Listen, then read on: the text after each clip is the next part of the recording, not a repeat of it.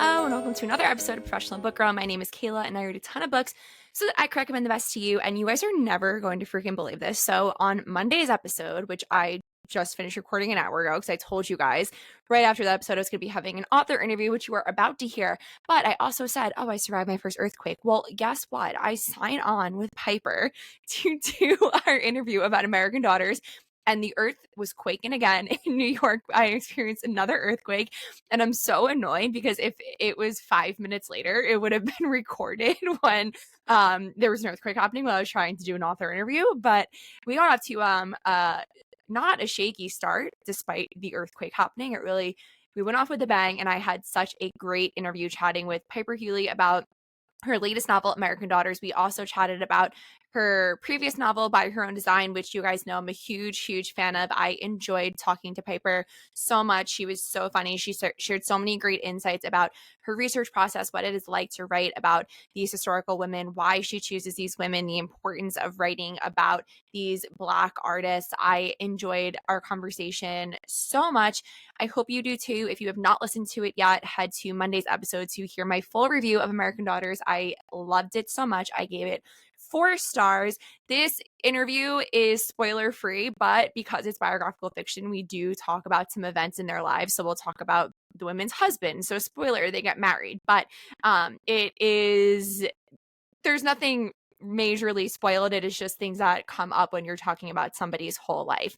Enjoy this interview with Piper Huguley. Piper, welcome to Professional Book Girl. I am so excited to have you here. I'm a huge fan of your latest novel, American Daughters, and the one before that, By Her Own Design, which I will be asking you about later in the interview.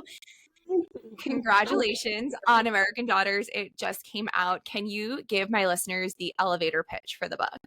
The elevator pitch is that American Daughters is about the secret interracial friendship between the daughters of 2 great statesmen, Theodore Roosevelt and Booker T. Washington, and how they met as friends in 1901 and carried on a friendship that lasted about 3/4 of the American century. So I loved both Alice and Portia, who are the 2 main characters in the book. I've read a biographical fiction about Alice before, so this was a nice kind of like refresher to her life. But I loved Portia so much. I feel like she could have gotten her own book as well. So how did you come up with this idea? How did you choose both women, and then how did you specifically choose to feature both women?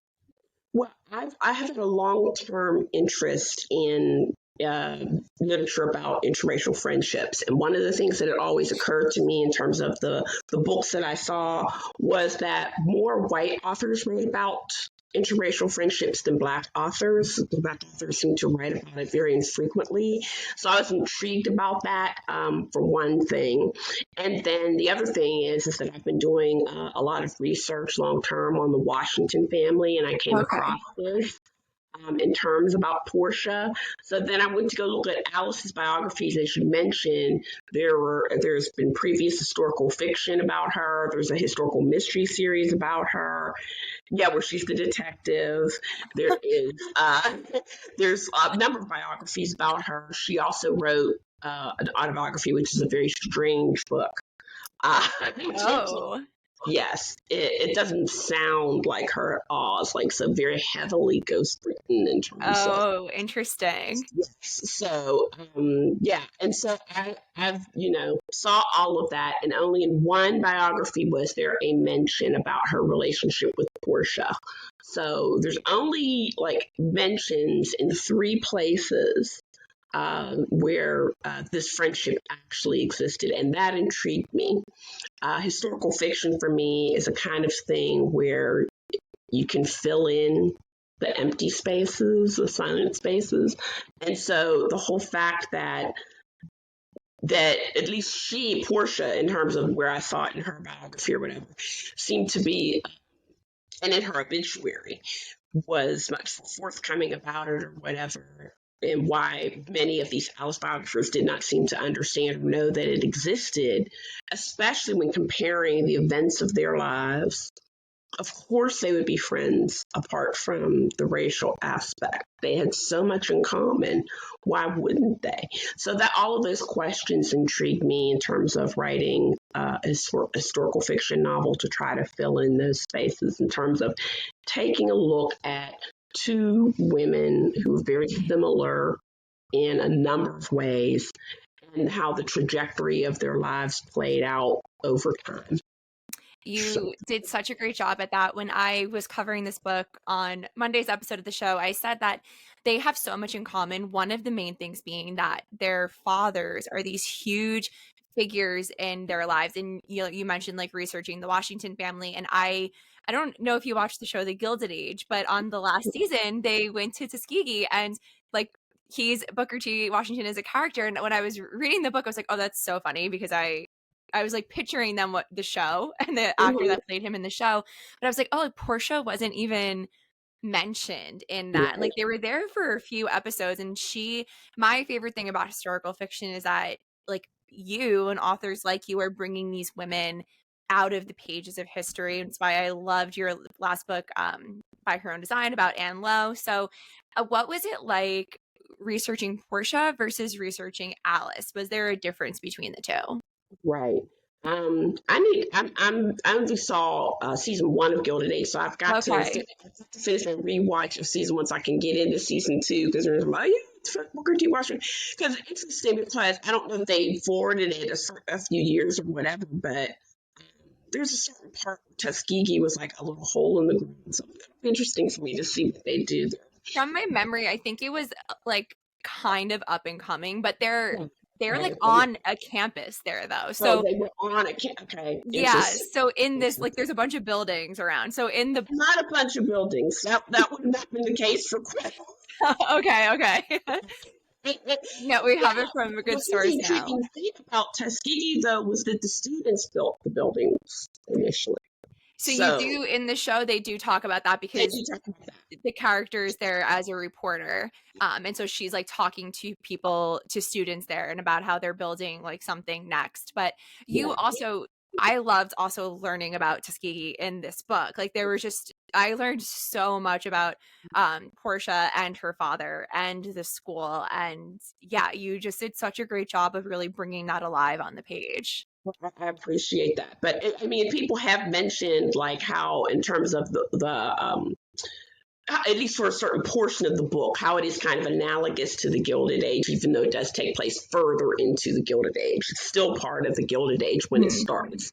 In terms of that. So for Portia to depict her and to think about her as a character, a lot of that, like the whole aspect in terms of her father's being consumed with Tuskegee, what that would feel like for her in juxtaposition to her being his firstborn child, but he has this other firstborn child, in terms of how she would feel about that. Would she be resentful about it, or would she feel responsible for it, or whatever? Turns out it was much more the latter.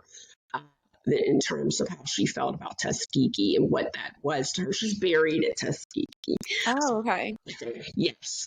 And so, she did keep her allegiance and stuff, even though there were, after her father died or whatever, there were some tensions there in terms of that. American Daughters ends in 1930. So there were other things that happened in both Portia and Alice's life after that, but they don't publish 700-page books these days. I would read it. We can have a sequel. And there is room for that. So we'll see how the sales go in terms of that. But at least for both Anne Lowe and Portia, Anne Lowe's earlier years were a little more difficult because of when she's born in Jim Crow, Alabama. There's not a lot of documentation. I serendipitously happened to my paternal great grandmother was born 2 counties over in Alabama, 2 years away from Anne Lowe, so I had more of a feel for what her early years would look like from family. And then Zora Neale Hurston, a lot of people don't realize. People think of her as a Florida author, but she was actually born in Alabama, not too far from Anne Lowe, around the same time, no matter what date Alice Walker put on her head. She never told the truth about her age. Oh, Around that same time, so I had a knowledge of her early years that's not documented in primary resources or even the few secondary resources that exist. And Lowe's documentation picks up, of course, when she's in her mid 20s or whatever. By the time she gets to Tampa and she's designing gowns down there and all of that stuff. So that was one thing. But Portia, being who she was from an earlier age, there is documentation and research available about her early years. Which that's another story. So there's a certain portion of Portia's life when she's like about 17, 18 to when she's like 29, 30 years later that I tell in American Daughters. But there is portion before when she was not a very nice little girl. And then after that. So, okay. Well, can we have the tea? hey, I'm trying. I'm really working on that.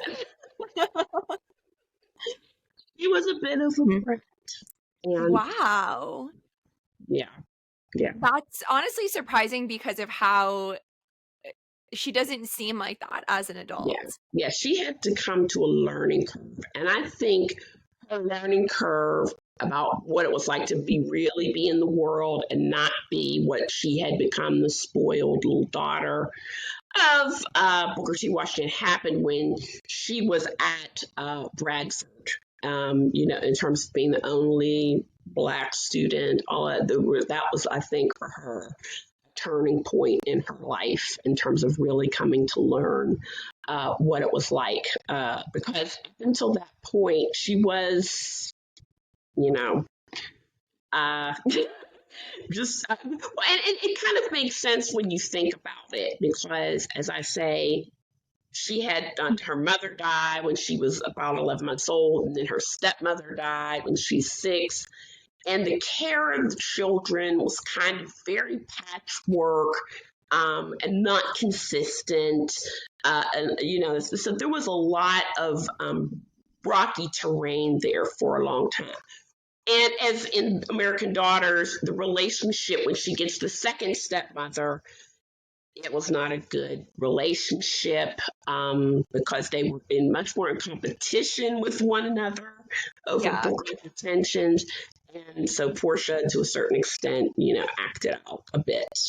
Well, that was it's honestly so crazy how many similarities Alice and Portia had, because Alice's mother also died very young, and she had such a contentious relationship with her stepmother. And it's interesting Alice being the first daughter, she's acting out to get her father's attention. But I almost saw with Portia, she kind of like gave up her dreams of being a musician in Europe to come back and be with her father. So it was interesting to see how they both navigated having these men they loved so much and had such a huge influence on their decisions. Yes. And there are other aspects in terms of Portia's decision, like if she had been a white young lady, would she have stayed over there? In terms of that, if she had not had this whole notion of putting upon her this whole aspect of the race and what you do as I talk about in the subdivisions, what a good daughter does, what a good wife does, what a good mother does, all of those things, she was about maybe 20, 25 years away from that being a real possibility. She's born just too early, like a generation, I would say, too early to think about, oh, yeah, sure, let's go ahead and have this career as a musician. In terms of that whole aspect in terms of marriage for a woman being, that's what you're supposed to do, was so strongly ingrained in women at that time. Yeah, and we see Alice get married as well, but Portia's marriage to me was almost sadder in a way. I don't want to spoil the whole book, but things that her husband does, I came to hate him. Yeah. But you see her have so much talent and potential. She goes to Europe to study music. I really loved reading about her time in Europe. But then even after she's already a mother and, she's invited to perform at this concert and she kind of walks away from it. And I found that upsetting. But by the end of the book, it's funny to say like character arc, even because she was a real person, but I was like, Yeah. I was very happy about her decisions that she Yes. made later in life. Me too. It's like, yes. So when you're writing this with two extremely strong women, which like we said, each of them could have had their own book, how do you decide which plot points to focus on in their lives, and like how does that come alive on the page?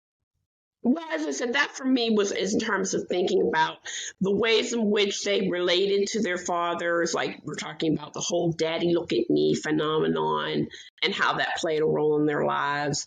And so anything in terms of their history that kind of related to that was something that I would focus more on in terms of the book. Again, like with Alice, her whole aspect of what would it be that would please her father, even though, she had these aspects of acting out, about the whole, whenever he said, don't smoke under my roof. And so she goes on the roof to smoke. And, him saying, I can either run the country or I can control Alice, but I cannot possibly do both at the same time. All of that. She, to a point, and I think that plays a role in why her autobiography is so crazy weird. There was still a ceiling on her behavior, and I think there was still a ceiling on her behavior because her father would be watching her. That was always there for her in terms of that. So getting married, finding the husband was the main goal. Even though, my goodness, if that woman, that intellect, that drive, that fire had been born now, she'd Yeah. been crazy politico of some kind or in office or something, in terms of that. But that was part of my point in terms of this particular book about how women of this time period, with the expectations that they had to, as I tell my students all the time, and they're still weirded out, their minds are blown by saying, if you were a woman, all of your intellect, your talent, anything in you, your education is to be put to your husband. This is the whole point of marriage, of the notion of coverture, of having this name, that is his name. It's all meant to increase his name, his circumstance, his situation. That's what it's all for and about. So for someone or these two someones who are daughters of very prominent people, you're torn in terms of that. The daughter of this very prominent person, and then you have to go to this other person who may not be as prominent, may not get to be as prominent. Is it like a disappointment? Is it like a come down in terms of, what the husband is? And then the husband kind of knows that, kind of senses that. So then what do you do? What happens? So those are like the kind of ways in which I would pick the plot points for them, was to focus on those places around the whole good daughters, good wives and good mothers, and liberation for them.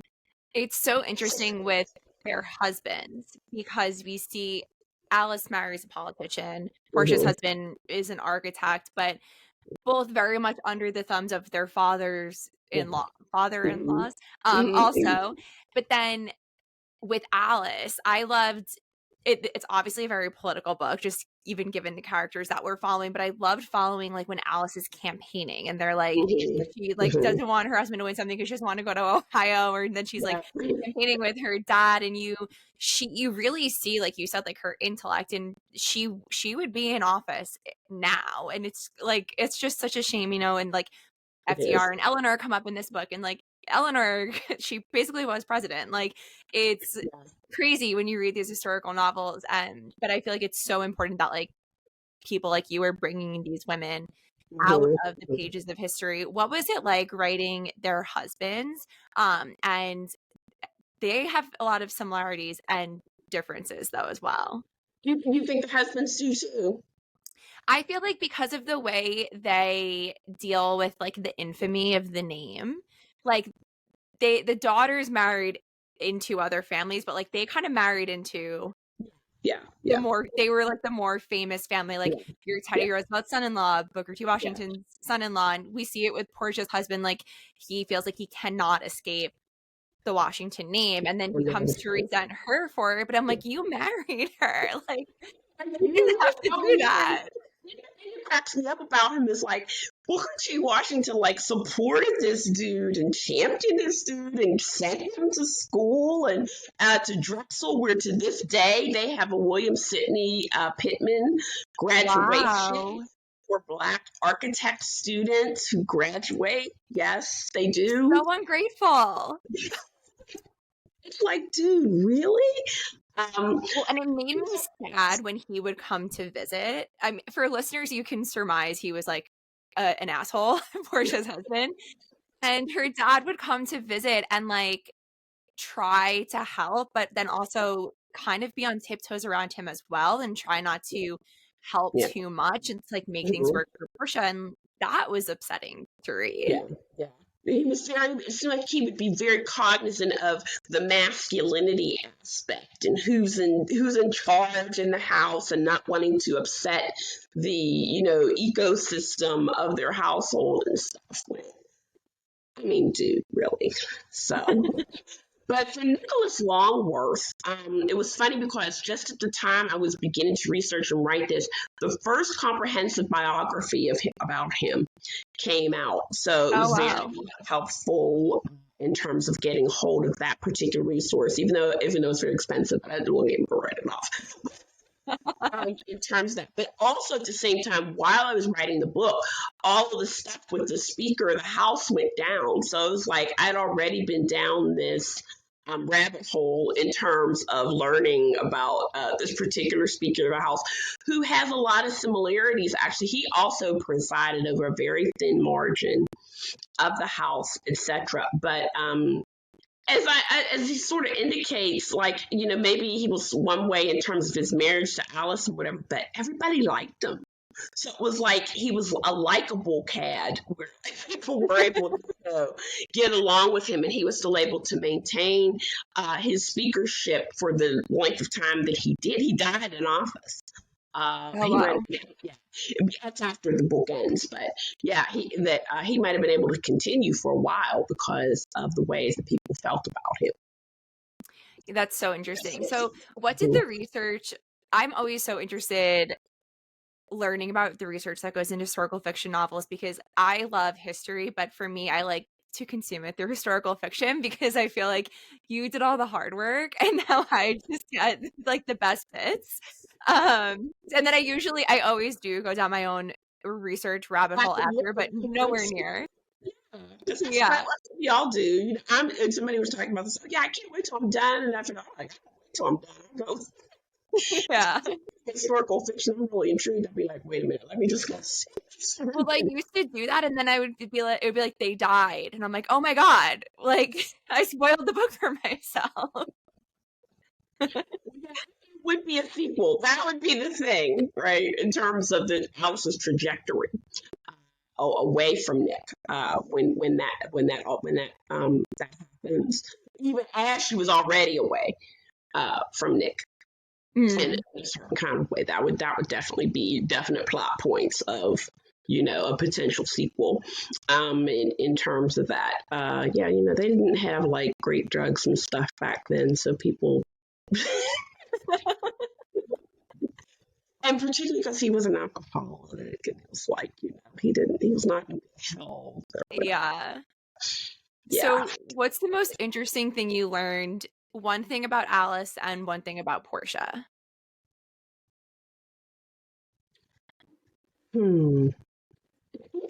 Well, there's I'm not giving spoilers or whatever, but I guess people understand that their marriages were crappy, so what I say.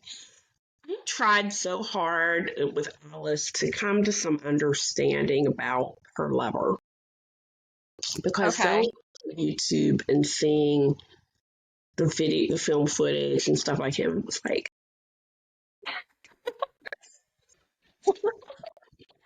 She probably could have had anyone.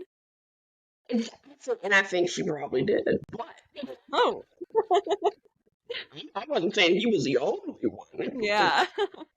prominent one. Um, I think whoever would indulge her in terms of the TR, and I think William Bora did that. Like he was crazy about her dad, Yeah. and I think that's what got him in there in terms of that. So that was the one thing for her. For Portia, I think penultimately the thing that, of course, that I respected her for and surprised her because a lot of what Portia, for me as a Black classical musician, my father was a Black classical musician, knowing that it was people like Portia who paved the way that meant my father could do that as and become a music educator, it's like Portia did, or whatever, the way in which she insisted on uplifting and continuing to showcase spiritual music, just like my father did, all of that other kind of stuff. So it was a pleasant surprise to find that out about her, even as I was researching the family. You could draw a straight line between Portia and Marian Anderson and Jesse Norman and Kathleen Battle and all these great and wonderful Black classical musicians that exist. Because she was Booker T. Washington's daughter, she's exemplary.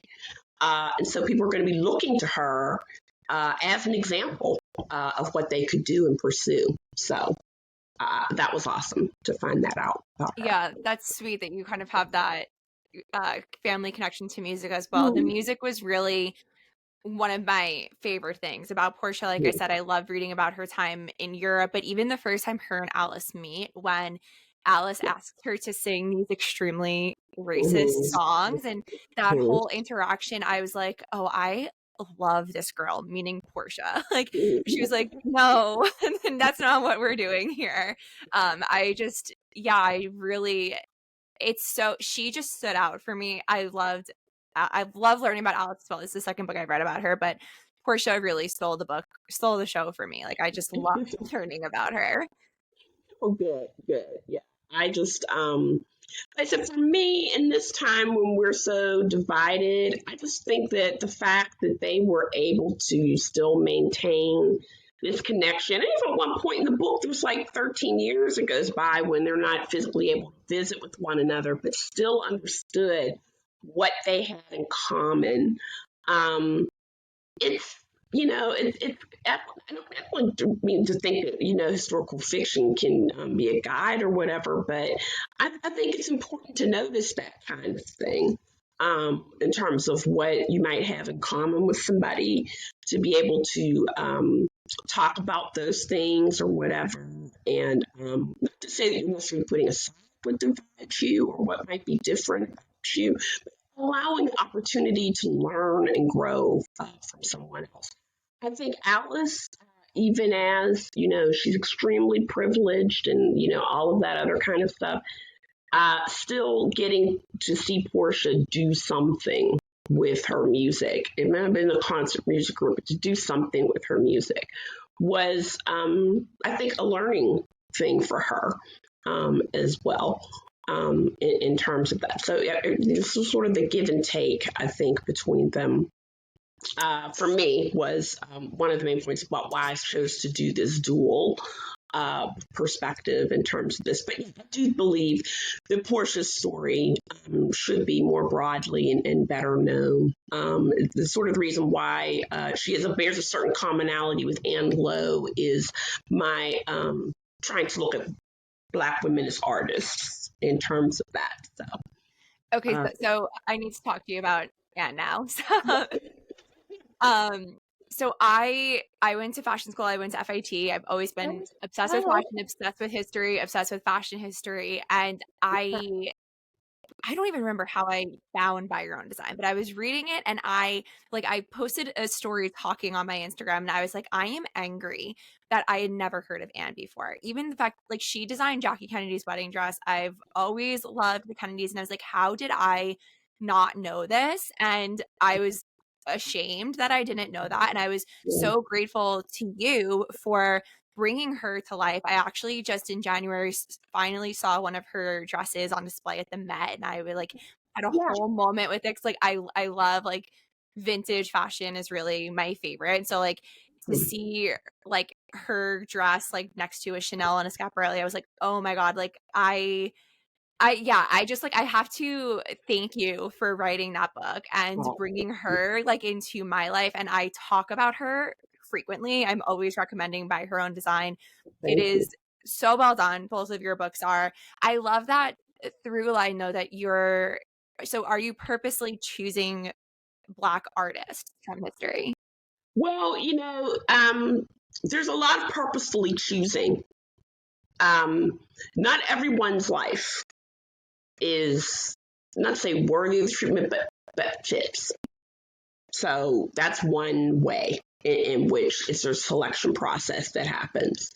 Um, there's also other aspects to think about in terms of family that exists still. So there are people I would love to write about, but cannot because Oh, our families are very active in the legacy. So it is my okay. hope that by way of these two books, if they get to reach a certain kind of prominence or something, that maybe it might persuade them that I could, write their loved one's story in this particular way.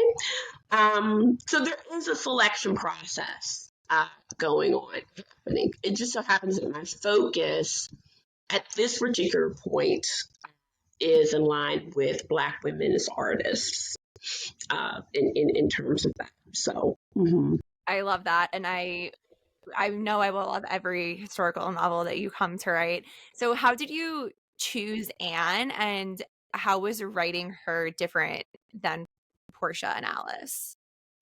And I know you touched on well, this a little bit earlier with like the earlier life records. yes, I did. But in terms of the Anlo book, that actually kind of chose me because I was on Twitter one night, and my editor, who had been in the habit of retweeting out articles, historical articles, and saying who would like to write this novel for me, and one of my Oh, friends had gotten a contract that way when she retweeted out an article about the 688, who were the Black women troops in World War II. okay. I read a book about, So Sisters in Arms, right? yes. Yeah, I didn't okay. want to say the title and then it not be the book. Yeah, no. Sisters in Arms, and that's how she got the contract with Tessa. Wow. Yes, was because she retweeted that out. And now they're all hot. There are two more historical fiction books about the 688 and Tyler Perry's movie that will be out later this year. Oh, I didn't know that. Yes, now they're all hot and everything. Like, Yeah. So then Tessa had tweeted out an article about Anne Lowe. And I, like you, had been a longtime Kennedy aficionado. So I knew in the back of my mind about Anne Lowe having done, and I think that was my word in terms of that, done Jackie's wedding dress. I didn't understand, at that point, was she the designer or a seamstress, as many Jackie biographies call her. Still, Wow. even, yes. So I didn't understand that. So I went and read the article she had posted. I went and did some other research, and I said, now this is a story. By which I was working on another thing. I was like, this might be the way I can get my foot in the door in terms of that. Because I could instantly see by the trajectory of her life and this whole notion of her as a designer, and coupled with the whole notion of the ways in which Black women create art are not the same ways that the overarching culture sees acceptable in terms of slotting them and calling them artists. All of that spoke to the ongoing work that I've been doing for many years. in terms of that. So it's more like it kind of shows me, and all the serendipitous stuff about me as a Zora Neale Hurston scholar, and my paternal great grandmother just so happened to work out in terms of that. So that's how that all happened.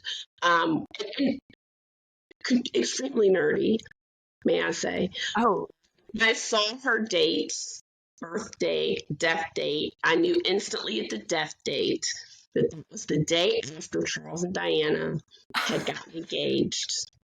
And that instantly was how the prologue, which I had previously been yes. anti-prologue.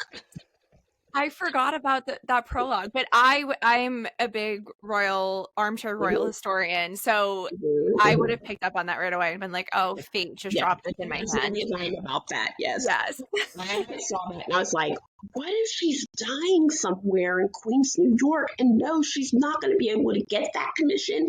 She's not going to see that commission because I am older than you. And so I actually remember the announcement, etc. And remember that during before that everybody was wondering, when is he going to get married? It was like this Yeah. question for a very long time. It's going to be jug years. So, yeah. And she would be one of those ones, somebody who had been long looking, chasing commissions or whatever. That was like the commission, out Yes. there. And that knowing that she wouldn't survive to see it happen. I said, that's what prologues are for. So, Yes. Oh my God. I now that you jog my memory, I was sitting in my bed that is right next to me when I started that book, and I remember being like, "Oh, this is for me." Like right away.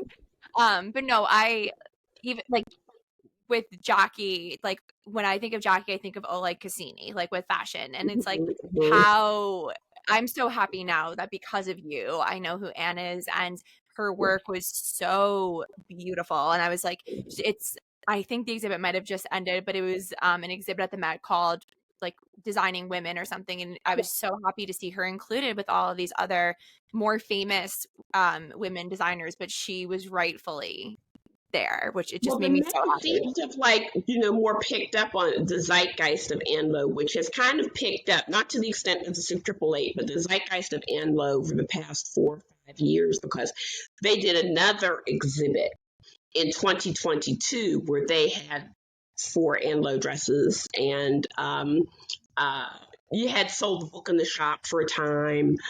Ooh. Yeah, in terms of all of that. And then, of course, that it's the purpose in doing such a thing. This is for me wise, like to give what I call hashtag genius Anne Lowe her spotlight.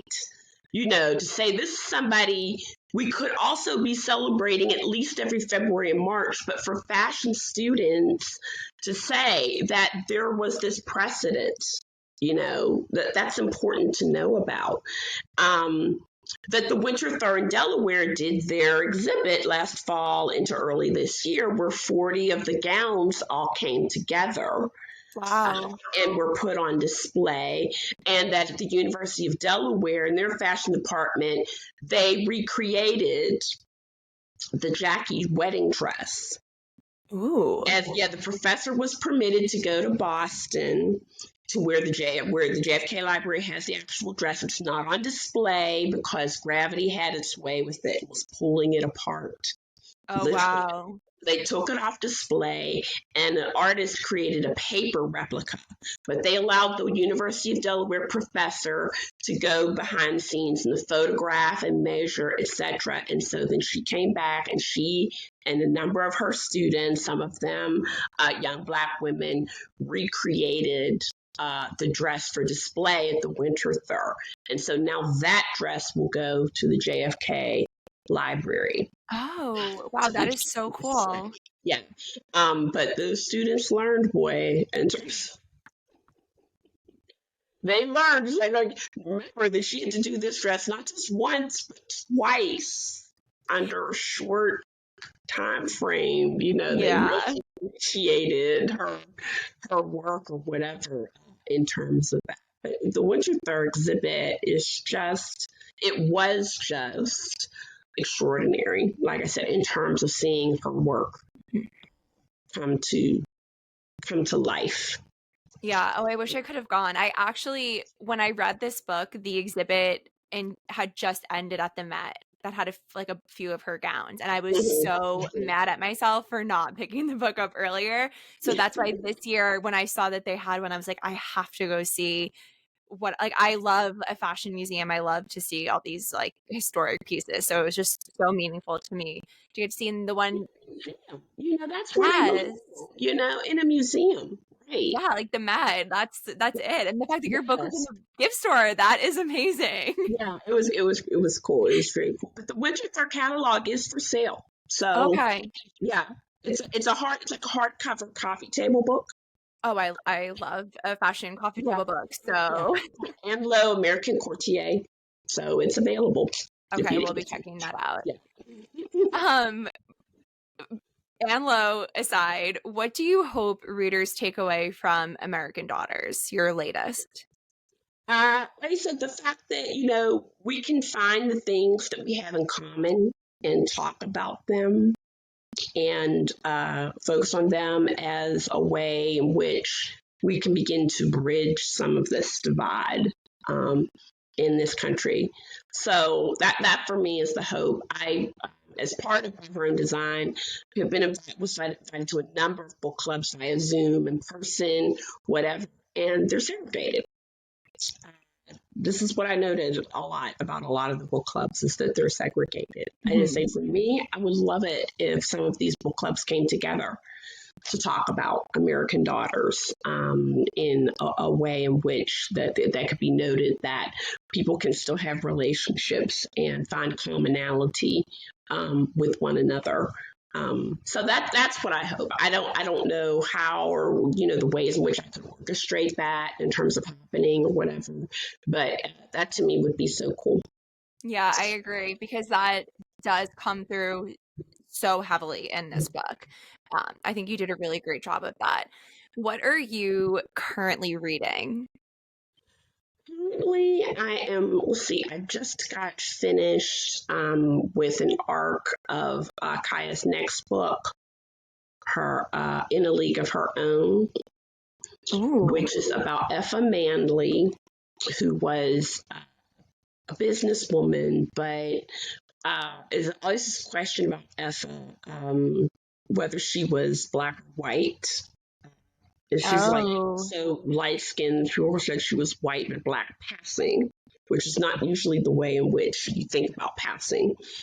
He was led or general managed, I guess you would say the term now, the Black Negro League team in Newark, New Jersey. So she was the only woman in the Negro sports leagues to have a team. Oh, That wow. mm-hmm. Oh, I want to read that. Yeah, Negro League history is very interesting. It's something else that I had been researching for quite some time or whatever. So I was glad to see that that's coming out in August. Okay, adding that to I have a Ooh, 2024 book wish list, yeah. so that will go on it. Um, so every week on my podcast, I open up the show by talking about something I'm obsessed with that week. So for this week, I said I'm obsessed with this show actually about fashion, about Christian Dior, The New Look. Is Ah, there anything that you're currently obsessed with? It could be TV, music, food, just anything that's currently kind of consuming you. um, well, like I said, my rewatch of The Gilded Age. Now that I need to really binge that through this weekend, so I can see Tuskegee um, in terms of that. Now I'm just pretty obsessed with seeing and figuring out how American Daughters can get in there. Yeah, I maybe it's Guilty just coming And back let for me season tell 3. more story, before this and after this, as well. If I have anything, I'd be obsessed with, like, yeah, can we have that happen? Yeah, we'll call up Julian Fellows or just send a copy of the book because Yeah, it could no, slot in perfectly, I think. yeah, that's true. That's true. Is there anything you can tell us about what's next for you? I'm working on some things, and I am hopeful that, that they can continue, I can continue to do this, to tell these stories of these unheralded and unknown women. It seems as if, as publishing happens, fortunes change and the wheel turns upside down and all of this other kind of stuff. So I'm hopeful that, my next Black woman artist can be brought to life in this similar way. I'm trying, so we'll see what happens with that. Well, I know I will, and so many of my listeners who are also huge fans of yours will be keeping an eye out for whatever comes next. I hope it's gotten across that I'm just such a huge fan of your writing, and I loved both books. It's been so great having you here today. I really enjoyed chatting with you. Thank you so much for joining me. Last little question: where can our listeners find you on social media? Oh, yeah, that's a good thing to say. I still am on Twitter. I don't care. Like, you're on there till the wheels fall off. That's what happened today. So I was like, That was the first place I went.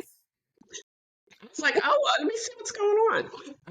So I'm there at Piper Huguley, Facebook Piper G Huguley, and Instagram, which I'm getting to know more, which is Piper_Huguley, and my blog, piperhuguley.com. The contact me, page is up if anybody wants to reach out to me directly. Well, thank you so much. American Daughters is out now. I loved it. I hope everybody who's listening picks it up and loves it just as much as I did. Me too. Thank you, Kayla, so much.